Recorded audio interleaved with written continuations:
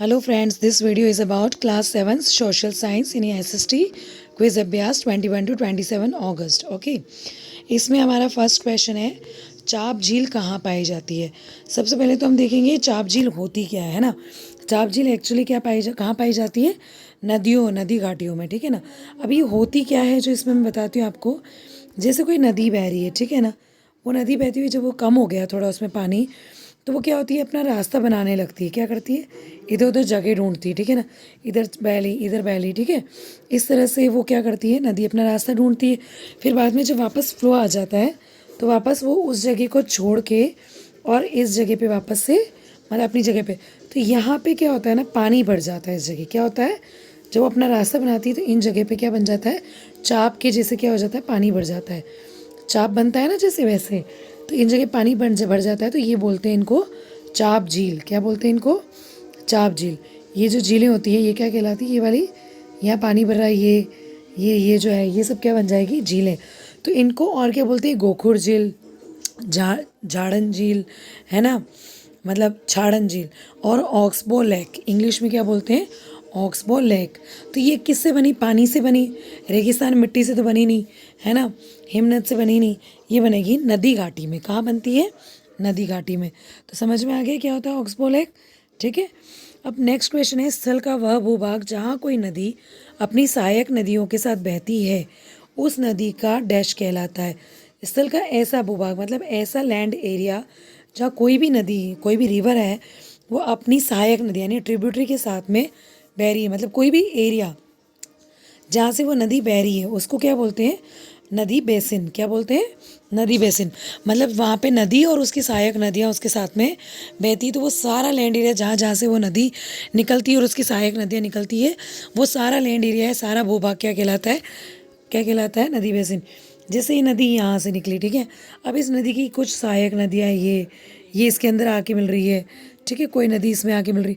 तो ये जितना भी जो नदियाँ, ये पूरा जो पोर्शन है जहाँ जहाँ से ये नदियाँ निकल रही, ये वाली, ये सब क्या है, पूरा कहलाएगा नदी बेसिन। क्या कहलाएगा, नदी बेसिन। मैदान तो आपको पता ही है कि मैदान क्या होता है ना। मैदान क्या होता है, जहाँ पे कुछ भी नहीं, मतलब एकदम जो प्लेन एरिया होता है वो।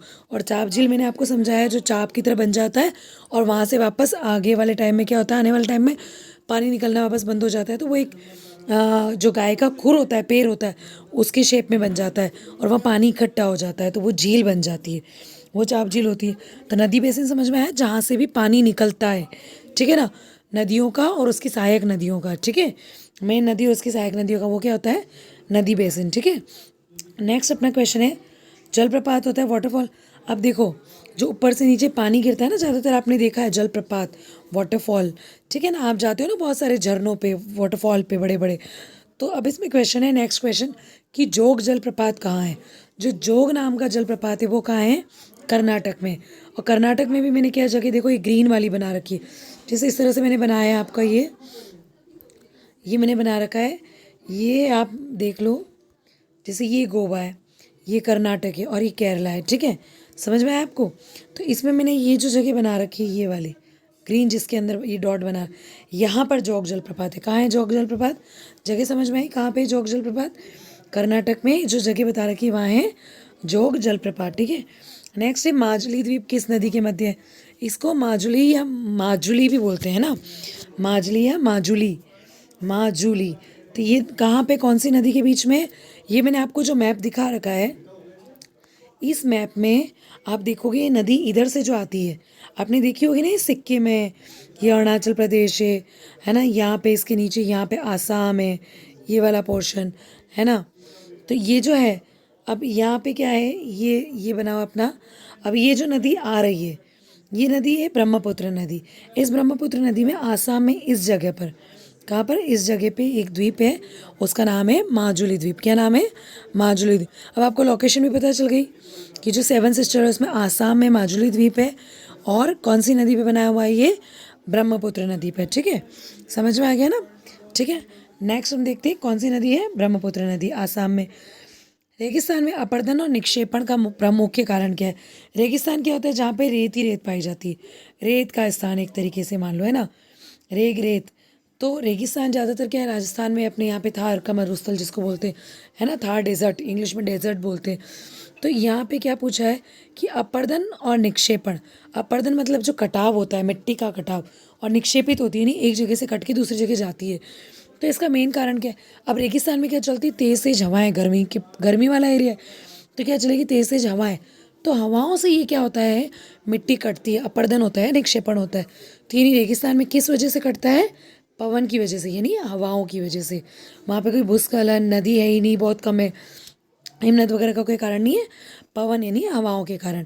नेक्स्ट क्वेश्चन है, शत्रक छेल कहाँ पाई जाती है। इस शत्रक छेल को बोलते हैं, छत्रक से शेल भी बोल सकते हैं। छत्रक मतलब छाता का जो छ होता है ना, वो वाला। अब ये कहाँ मिलेगी, ये शेल पहले मैं बताती हूँ कि शेल कैसी होती है, चट्टान होती है। इसमें क्या होता है ना, आपको बताती हूँ, जैसे ये चट्टान बनी हुई है, ठीक है, ये अपन ने चट्टान बना दी। अब इसके ऊपर जो है ना, वो तो थोड़ा हार्ड पोर्शन है। कैसा है, एकदम जमा हुआ हार्ड पोर्शन, ठीक है। अब इसके नीचे जैसे मैंने बना दिया, यहाँ पे सॉफ्ट सा पोर्शन बना दिया, एकदम सॉफ्ट, है ना। यहाँ की जो चट्टान होती है बहुत ढीली ढीली नरम नरम होती है। अब क्या हुआ, इधर से चली हवाएं, इधर से भी चली हवाएं। अब ये ऊपर का हार्ड पोर्शन तो कटेगा नहीं, ये जो हवाएं चलने से ये जो येलो वाला पोर्शन है, ये कटता जा रहा है, कटता जा रहा है, ठीक है ना, क्योंकि ये नरम है। तो अब क्या बन गई, इसका शेप कैसा हो गया, ऐसा, ऐसा हो गया ना, छाते की तरह। तो ये देखो, ये कट गया था ना यहाँ से और यहाँ से, तो ये क्या बन गई, छत्रक शेल, छत्रक शेल या शत्रक शेल। अब ये हवाओं से काटा, मैंने क्या बोला, हवाओं से कट रहा है, तो हवाओं से कटता है तो ये कहाँ पे पाई जाएगी, रेगिस्तान में। कहाँ पर, रेगिस्तान में पाई जाती है, ठीक है, उत्तरी रेगिस्तान में ज़्यादा पाई जाती है ये, ठीक है। नेक्स्ट क्वेश्चन है, पवन द्वारा निर्मित स्थलाकृति। पवन का मतलब हवा बताया मैंने आपको, एयर, विंड, है ना। विंड जो होती है उससे कौन सी स्थलाकृति, यानी कौन सा लैंड एरिया बनता है। देखो ये जो सारे हैं ना, लोएस, छत्रक शेल, बालू का टिब्बा, ये सब जो है, ये सब इससे बनता है। जो लोएस क्या होता है, लोएस मैं आपको बताती हूँ, दो चीज़ का नाम है लोएस। एक तो होता है जो मिट्टी के कण होते हैं, एकदम धूल के जो एकदम बारीक वाले कण होते हैं, उनको भी लोएस बोलते हैं। और कुछ एरियाज़ में जब वो जो मिट्टी के कण हैं वो उड़ के, है ना, किसी दूसरे प्लेस पे चले जाते हैं, ठीक है। और वहाँ पे जब दूसरे प्लेस पे चले गए उड़ के, और वहाँ पे क्या हुआ, बारिश गिरी, है ना, रेन हुई, तो बारिश गिरने से वो जो जगह है ना वो जम गई, है ना। तो वो जो एरिया, उसको भी लोएस बोलते हैं। तो लोएस निक्षेप मतलब मिट्टी के कण का, धूल के कण का उड़ के जाना। तो ये भी किससे हो रहा है, हवा से। तो पवन से एक तो ये लोएस बन गया। दूसरा मैंने बताया छत्रक शेल, अभी छाते नुमा वो जो बना ना, अभी अम्ब्रेला की तरह जो बन रहा था, वो भी छत्रक शेल मैंने अभी बताया आपको, वो भी हवा से बन रहा है। बालू का टिब्बा, बालू का टिब्बा का मतलब आपको वैसे समझ में आ रहा है कि बालू से जो टीले बनते हैं, टीले मतलब हवा उड़ी, उड़ के जब दूसरी जगह इकट्ठी हुई तो उसके बड़े बड़े टीले बन गए, क्या बन गए, ऐसे इकट्ठी हुई, है ना। बालू का स्तूप जिनको बोलते हैं ना। अब इसमें भी है ना, वो बनते हैं ना, चंद्राकार और इस तरह के जो सब बनते हैं, वो सब क्या होते हैं, अलग अलग टीले, एक जगह से उड़ी दूसरी जगह इकट्ठी हो गई, वहाँ से उड़ी वापस अलग जगह चली गई, तो बालू। तो ये सब तीनों चीज़ें किससे बन रही है, लोएस भी पवन से बन रहा है, हवा से, छत्रक शेल भी उससे बन रही है, बालू का टिब्बा भी उसी से बन रहा है। तो तीनों क्या हो गए, पवन द्वारा निर्मित स्थलाकृति, ठीक है ना। समझ में आ गया आपको कि क्या होता है तीनों, पवन द्वारा निर्मित स्थलाकृति, तो उपयुक्त सभी। नेक्स्ट क्वेश्चन है, किस देश में विशालतम लोएस निक्षेप पाए जाते हैं। सबसे ज़्यादा लोएस निक्षेप, लोएस यानी मिट्टी के धूल के कण, मुलायम कण, उनका निक्षेप होता है, वो उड़ के कहीं और चले जाते हैं, और जिस जगह पे वो से उड़ के जाते हैं उस जगह मतलब वहाँ जाते हैं जहाँ पे क्या हो जाता है, बारिश के पानी से वो जम जाते हैं, ठीक है ना। और वो थोड़े सॉफ्टली जमते हैं, क्योंकि वो क्या है कि हार्ड परत नहीं जमती है, सॉफ्ट परत जमती है। तो वो क्या होती है, कभी कभी अपने आप वापस कटते जाते हैं। तो सबसे ज़्यादा लोएस निक्षेप कहाँ पाए जाते हैं, लोएस का मतलब इन मिट्टी के कणों का निक्षेप कहाँ होता है, चीन में होता है। सबसे ज़्यादा कहाँ होता है, चीन की, वैसे जो कैपिटल है बीजिंग, उसमें सबसे ज़्यादा होता है, ठीक है ना। और ऐसे बोलोगे तो किस में पाया जाएगा, चीन में होता है, सबसे ज़्यादा लोएस निक्षेप चीन में होता है। समझ में आ गया आपको, ठीक है। तो होपफुली आपको ये क्वेश्चन के आंसर विथ एक्सप्लेनेशन समझ में आ गए होंगे। चाप झील कहाँ पाई जाती है, नदी घाटी में, है ना। ये जो स्थल का वो भूभाग जहाँ कोई नदी अपनी सहायक नदियों के साथ बहती है, वो कहलाता है नदी बेसिन। जोग जलप्रपात कहाँ है, कर्नाटक में, ठीक है। माजुली द्वीप का है, ब्रह्मपुत्र आसाम में, ब्रह्मपुत्र नदी पे। रेगिस्तान में अपर्दन और निक्षेपण किसके कारण होता है? पवन के कारण। छत्रक कैसी होती है मैंने आपको बता दी, और किसकी वजह से बनती है? हवा की वजह से। तो वो कहाँ होगा? रेगिस्तान में। पवन से कौन सी स्थलाकृति बनती है? हवा से लोहेस भी बनते हैं, छत्रक भी बनती है, और बालू के टिब्बे या टीले बनते हैं, या बालू का स्तूप बोल सकते हो। तो उपयुक्त सभी। किस देश में विशालतम लोहेस निक्षेप पाए जाते हैं?